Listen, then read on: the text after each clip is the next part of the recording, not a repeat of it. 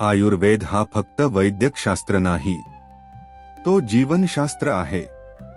आयु म्हणजे जीवन, वेद म्हणजे ज्ञान.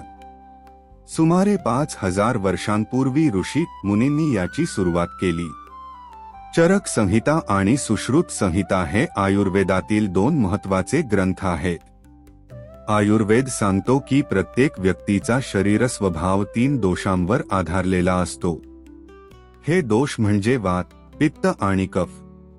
यांचे संतुलन बिघडले की आजार होतात आणि संतुलन राहिले की आरोग्य टिकते. आयुर्वेदातील उपचार नैसर्गिक आहेत. औषधी, वनस्पती, आहार, योग, प्राणायाम आणि पंचकर्म यांचा वापर होतो. पंचकर्म म्हणजे शरीरातील विषारी द्रव्ये बाहेर काढण्याची प्रक्रिया.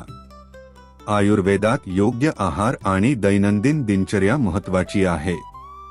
आजच्या काळात जागतिक आरोग्य संघटनेनेही आयुर्वेदाला मान्यता दिली आहे. भारताबरोबर जगभरात आता आयुर्वेद लोकप्रिय होत आहे. काही रोचक तथ्ये. आयुर्वेद हा जगातील सर्वात जुना आरोग्यशास्त्र मानला जातो. सुश्रुत यांना शल्यचिकित्सेचे जनक म्हटलं जातं.